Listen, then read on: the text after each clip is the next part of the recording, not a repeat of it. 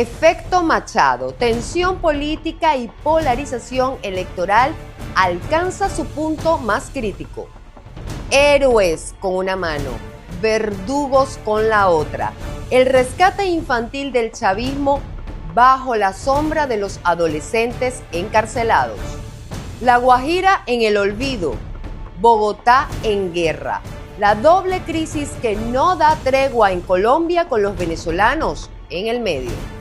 ¿Qué tal, amigos de Impacto Venezuela? Bendecido inicio de semana, es lunes 19 de mayo del año 2025 y nuestra brújula apunta directamente a informar la verdad.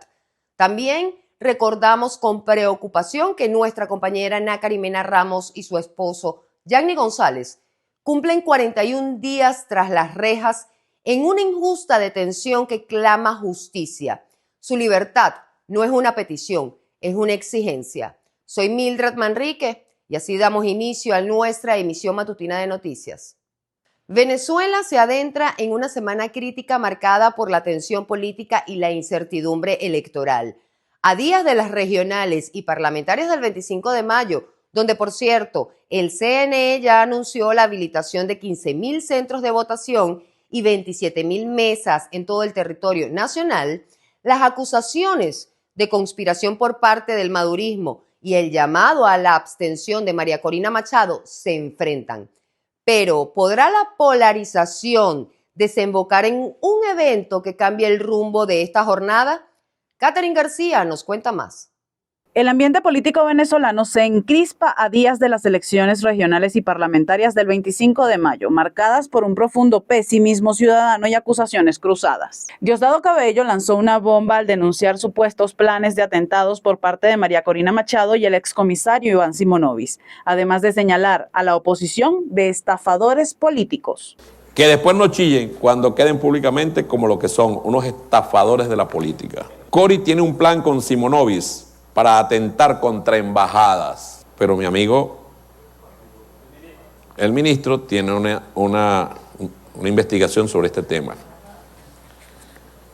Contra embajadas, contra sedes policiales, contra las instalaciones petroleras y eléctricas, contra hospitales. Estamos hablando de bombas.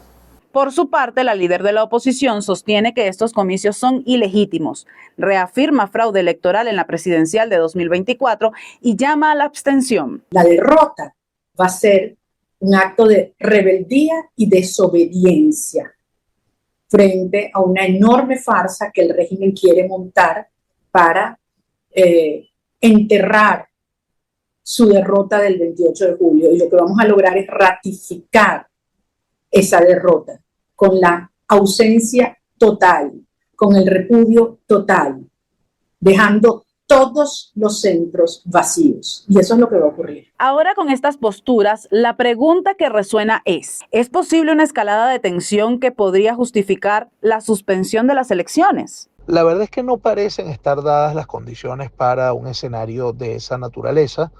Bueno, hasta el momento las elecciones se van desarrollando con un perfil muy bajo, pero pues en el pleno desarrollo de la campaña electoral, que será hasta el próximo jueves, y no hay condiciones evidentes para pensar que alguna situación puede generar, digamos, la efervescencia de las tensiones o mayor crispación en el clima político. Ese no parece ser la realidad de este momento. Es de acotar que un estudio de la encuestadora Dilfos apunta a que la esperanza de un cambio político en el país cayó de 72.9% a 51.2% en un año y que la disposición a votar ronda el 15.9%. Esto en un escenario donde la tensión Venezuela-Estados Unidos aumenta, la presión internacional se hace sentir y las sanciones no disminuyen. Informo para ustedes, Catherine García. Somos Impacto Venezuela.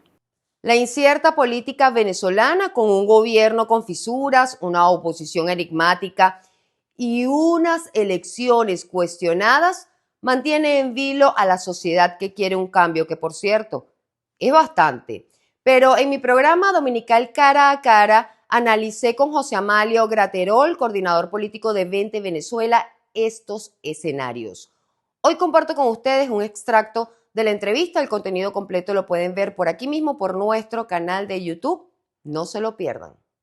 los que están actuando hoy allí en esas elecciones o los que participan en esas elecciones son cómplices de un golpe de Estado que estos insurrectos que violentaron la voluntad popular del pueblo venezolano expresada el 28 de julio, ahora participar en un acto donde para poder participar como candidato tienes que decir que Maduro es el presidente y que reconoce cualquier resultado que dé el CNE, es ser parte del problema, es ser parte de quienes apoyan el golpe de Estado que se generó desde el 28 de julio hasta el 10 de enero, que fue que lo concretaron ahí el 10 de enero en una juramentación extraña. Hablaban desde el madurismo también que era falso, que se eliminara el código QR de las actas, que eso fue que se hizo el simulacro, pero que no hay ninguna, que eso es mentira. Entonces, que eso fueron también propiciados por María Corina Machado con los medios internacionales para hacer ver que iban a quitar el código QR. Yo creo que hasta el día de la elección se verá si tienen o no tienen los códigos QR, es lo que yo percibo, pero ellos están diciendo que no, que el código QR pues no ha sido eliminado. Pero ¿qué se puede hacer ahí con o sin código QR? La verdad es que ya eso fracasó. Ya lo que va a ocurrir el 25 de mayo es un fracaso rotundo. Ellos van a la servilleta de Elvis Amoroso ya le hicieron oficial. Puede haber cualquier acta, puede decir cualquier cosa, cualquier acta, pero no puede ser corroborada porque no tiene una identidad esa acta, que en este caso sería el código QR. Ahora, de mayo, esa farsa electoral del 25 de mayo, lo que demuestra es que los Ratti, los Brito, los Bertucci, los Guácharos, ninguno de esos les funcionó.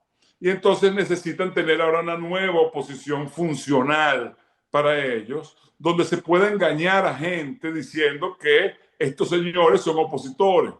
Y como lo han venido haciendo durante años, eso es un grupo de señores que quieren cuoticas de poder, de dinero, que todo el país lo sabe, que van a favorecer a Nicolás Maduro como una pantomima o un teatro de tener unos supuestos opositores dentro de ese grupo. Tu opinión cuenta para nosotros, por eso en Impacto Venezuela de lunes a viernes publicamos en todas nuestras plataformas digitales la pregunta del día y la de hoy es la siguiente. En Venezuela se vive otro capítulo de estrategias políticas. La oposición con María Corina Machado activa desde la clandestinidad y el madurismo alardeando con otras elecciones. Pero, ¿cuánto más pueden los venezolanos esperar por un cambio real en el país? ¿Hay un límite para la paciencia? Argumenta tu respuesta, los comentarios están a tu disposición. Te leemos en la emisión estelar. El chavismo se aplaude a sí mismo por el regreso a Venezuela de una niña que estaba en Estados Unidos y que había sido separada de sus padres, mientras en el mismo país se encarcela, se amenaza y se silencia a menores de edad. Los mismos que se rasgan las vestiduras por la niñez son los que hoy tienen a adolescentes tras las rejas por razones políticas. Entonces, ¿fue el rescate de Maykelis una operación de propaganda disfrazada de protección infantil? Halim Naim con los detalles. El chavismo anunció con bombos y platillos la repatriación de Maykelis Espinosa desde Estados Unidos, como si se tratara de una operación diplomática de película. Nicolás Maduro, Cilia Flores, Diosdado Cabello y otros altos voceros y medios públicos se movilizaron para mostrar músculo diplomático y amor por los niños venezolanos. Mientras en Venezuela no paran las denuncias por la existencia de menores procesados, detenidos o perseguidos por razones políticas. La protección de la niñez, del niño, del adolescente, no puede ser utilizada con un carácter político, no debe ser de manera selectiva. Está muy bien que abogue, en el caso de esta niña que se quedó en Estados Unidos, desprendida de sus padres, no hay coherencia entre esas declaraciones de principio versus lo que tenemos en Venezuela, cuando sabemos que en el contexto postelectoral hubo una gran cantidad de adolescentes que fueron detenidos o algunos de ellos con condiciones especiales de autismo. Y él me dice a mi mamá, yo no voy a aguantar aquí 10 años. Doctora, ni los peores homicidios, o sea, aceptan 10 años por una condena por algo que no hicieron. La niña que llegó desde Estados Unidos por un trámite legal se convirtió en un espectáculo para el chavismo. Mientras tanto, organizaciones como el Foro Penal han denunciado que hay 5 niños y adolescentes privados de libertad sin debido proceso, algunos vinculados arbitrariamente a planes conspirativos desde el 28 de julio de 2024. Juzgados fueron procesados incluso sin la presencia de sus padres. Ojo, los procesos penales en responsabilidad penal del adolescente tienen un carácter educativo, restaurativo y nunca punitivo, es decir, que lo que no se persigue es la pena como tal, sino que ese niño sea reinsertado, sea resocializado y en consecuencia los padres pueden participar en esos procesos. En ninguno de ellos fue posible. Además de que hubo en el caso muchos de ellos desaparición forzada de personas. Que mi hijo salga de ahí, porque todo esto se resuelva para salir de esta pesadilla. El chavismo se arroga la defensa de la infancia solo cuando parece servir de trofeo. La niña repatriada desde Estados Unidos fue usada como propaganda internacional, mientras puertas adentro se ignora a niñas que son violentadas por el propio sistema represivo del chavismo. En Venezuela parecen proteger a la infancia con una mano y encarcelarla con la otra. La doble moral chavista también tiene rostro de niña y grita desde dentro de una celda. Para Impacto Venezuela, Halim Naim. Cambiando de tema, el sol es implacable en el desierto colombiano de La Guajira.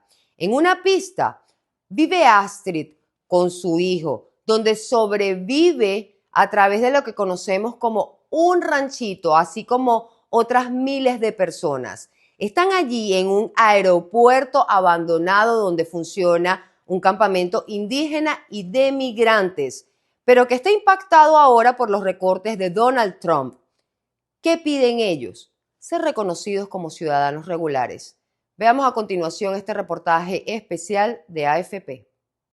El sol arde implacable en el desierto colombiano de La Guajira. El paisaje idílico de dunas inmensas junto al mar Caribe contrasta con la pobreza de un desierto históricamente marginado. Allí en la pista, junto a miles de personas, sobrevive la joven Astrid. En este aeropuerto abandonado funciona el mayor campamento de indígenas y migrantes del país, ahora desvaído por los recortes de la ayuda de Estados Unidos. La venezolana de 20 años tiene una casa diminuta improvisada en donde vive con su hijo de 5 años, paralizado por una encefalopatía. El agua le falta, como a la mayoría en esta zona fronteriza con Venezuela. A veces no tengo ni para bañarlo porque no tengo para comprar el agua, pero mi tía hace lo que sé y me regala el agua, me pasa la comida, la alimentación de los dos. La pista se ubica en la segunda región más pobre de Colombia, en donde mueren más niños por desnutrición y la vida depende en gran medida de las organizaciones humanitarias. Pero desde que llegó al poder Donald Trump, con sus recortes a la ayuda exterior estadounidense, los habitantes de La Guajira empezaron a sentir la precariedad con más dureza. De las 28 ONGs que existían en Maicao, hoy solo quedan 3.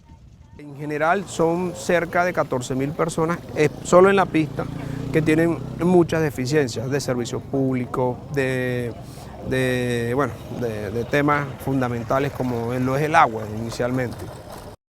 Organizaciones humanitarias intentan aliviar las penurias locales y de los cerca de 160.000 venezolanos en La Guajira, de los 3 millones que viven en Colombia.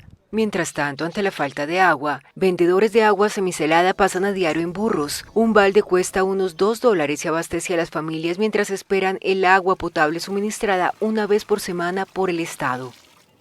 Líderes sociales de la zona también buscan alternativas ante el desfinanciamiento. Queremos legalización, porque al nosotros tener la legalización tenemos todos los servicios públicos y siento que avanzaríamos más en nuestra calidad de vida. Tras los recortes de Trump, proyectos de ONGs como Save the Children también cerraron luego de la reducción de su presupuesto en Colombia al 40%. Según el alto comisionado de las Naciones Unidas para los Refugiados, ACNUR, la decisión de Trump pone en riesgo años de progreso en la protección de desplazados. En Colombia, una guerra silenciosa y cada vez más sangrienta enfrenta el Tren de Aragua y el Clan del Golfo por el control de al menos 9 localidades. Esta disputa está generando homicidios, extorsiones y desplazamientos forzados, poniendo en riesgo además la vida de unas 950,000 personas, según balance oficial de la Defensoría del Pueblo de Colombia. Génesis Pérez con el informe. La capital colombiana vive una escalada de violencia silenciosa pero devastadora, impulsada por una guerra entre organizaciones criminales transnacionales, el Tren de Aragua y el Clan del Golfo. Las autoridades advierten que cerca de 954,000 personas están en riesgo. Homicidios selectivos, desapariciones forzadas, extorsiones y desplazamientos internos son parte de los estragos de esta confrontación. Según investigaciones, el Tren de Aragua estaría financiando a grupos criminales más pequeños en enfrentamientos directos estructurados vinculados a las autodefensas gaitanistas de Colombia. Debido al nombre de Tren de Aragua y al temor que infunde en la ciudadanía, algunos grupos pequeños, mucho más pequeños que el Tren de Aragua, mucho más pequeños que el Clan del Golfo, que tienen de pronto un dominio territorial en algunos sectores de la ciudad, por ejemplo, hablando de Bogotá, se han hecho pasar por el Tren de Aragua o se han hecho pasar por grupos que tienen nexos con el Tren de Aragua, y eso claramente infunde temor en la ciudadanía. El uso de menores para la venta de estupefacientes, amenazas por llamadas y correos electrónicos extorsivos, el desplazamiento de comerciantes y familias enteras reflejan la magnitud del problema. El Estado alerta sobre la vulnerabilidad de poblaciones marginales como recicladores, trabajadores sexuales, migrantes venezolanos, quienes son más susceptibles a ser instrumentalizados por estos grupos. Una cosa es actuar contra la extorsión y el hurto generado por grupos delincuenciales pequeños, focalizados en Bogotá en algunas dinámicas criminales específicas, y otra cosa es enfrentar al Tren de Aragua o al Clan del Golfo. Son dinámicas diferentes, se utilizan estrategias diferentes, y ahí es donde la fuerza pública, con su labor de inteligencia policial, sabrá cómo actuar. Este panorama violento se inscribe en un contexto nacional más amplio de recrudecimiento del conflicto. El presidente de la Jurisdicción Especial para la Paz, Alejandro Ramelli, advirtió recientemente que crímenes como los ejecutados por el Clan del Golfo en su llamado Plan Pistola constituyen violaciones graves al derecho internacional humanitario y no son amnistiables. La afirmación reaviva el debate sobre la viabilidad de los mecanismos de justicia transicional y refuerza el llamado a replantear el proceso de paz en Colombia frente a un escenario donde las bandas criminales siguen sembrando el terror incluso en zonas urbanas. Echemos un vistazo a otras noticias de su interés en nuestra sección Impacto en 60 segundos. No se despeguen de nuestra pantalla, les cuento. Guyana blinda su frontera mientras Maduro avanza con votación desafiante. La disputa por el Esequibo entre Guyana y Venezuela se agudiza tras un presunto ataque armado contra militares guyaneses en el río Cuyuní. Guyana ha reforzado su presencia militar y ha amenazado con graves consecuencias a quienes participen en las elecciones venezolanas en la zona en litigio. Nicolás Maduro, desafiando la orden de la Corte Interamericana de Justicia de no alterar la administración del Esequibo, insiste en celebrar los comicios el 25 de mayo, justificándose como defensa de la soberanía energética venezolana. León XIV inicia solemnemente su pontificado. En una ceremonia cargada de simbolismo, el nuevo Papa presidió su misa inaugural este domingo en la Basílica de San Pedro, donde recibió las insignias de su ministerio. Su homilia centralizó un poderoso mensaje de unidad eclesial, instando a los fieles a priorizar el servicio mutuo sobre el liderazgo individual. Con la mirada puesta en los desafíos globales, León XIV realizó un enfático llamado a la paz y a la solidaridad en las regiones azotadas por la violencia. Finalmente, el pontífice delineó su visión de una iglesia misionera y abierta al mundo, marcando así el inicio de su papado con un fuerte énfasis en el amor y la evangelización. Amigos, muchísimas gracias por acompañarme cada día en el noticiero de todos los venezolanos, información sin censura. Para más, visiten www.impactovenezuela.com y nuestras redes sociales @ImpactoVE. No olviden además suscribirse a nuestro canal de YouTube, activar las notificaciones, compartir y por supuesto comentar. Ayúdennos a mantenernos conectados con ustedes. Soy Mildred Manrique, que tengan un excelente día. Nos vemos mañana.